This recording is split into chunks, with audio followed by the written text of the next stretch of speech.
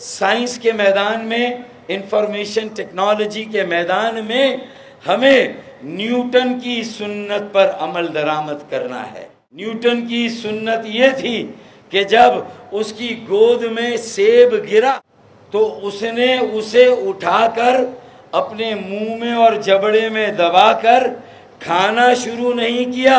उसने तफक्कुर किया, उसने गौर किया, उसने सोचो विचार किया कि ये सेब दरख्त से नीचे क्यों गिरा है, ये सेब दरख्त से ऊपर क्यों नहीं गया। चुनाचे उसने कशिशे शकल का लॉ ऑफ ग्रेविटेशन का एक कानून कायम किया, ईजाद किया, डिवाइस किया, और उसने ये तय किया कि हर बड़ी चीज हर छोटी चीज को अपनी तरफ खींच लेती है, वजन के एतबार से, हजम के एतबार से।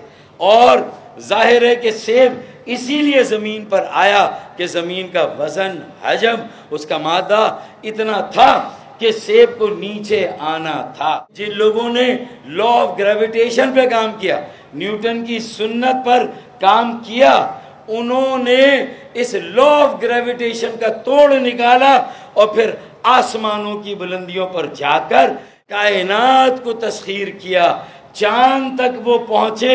और आज उनकी यही टेक्नोलॉजी सोशल मीडिया एक्टिविज्म के जरिए से एक प्रेसिशन आईटी टेक्नोलॉजी के जरिए से बड़े बड़े दुनिया में नाम, इलान मस्क हो, बिल गेट्स हो, हम जेफ बेजोस हो, हम इनके नाम सुनते हैं।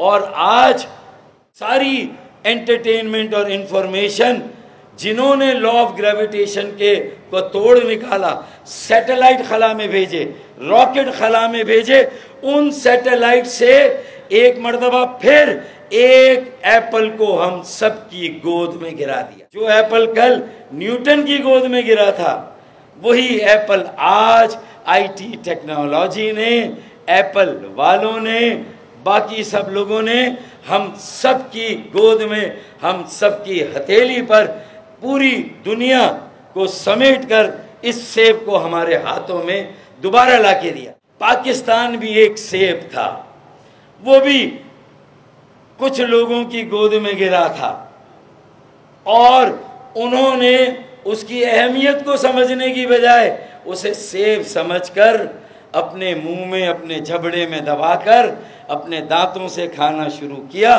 और आज 75 साल हो गए इस सेब को खाए चले जा रहे हैं, भंगोड़े चले जा रहे हैं।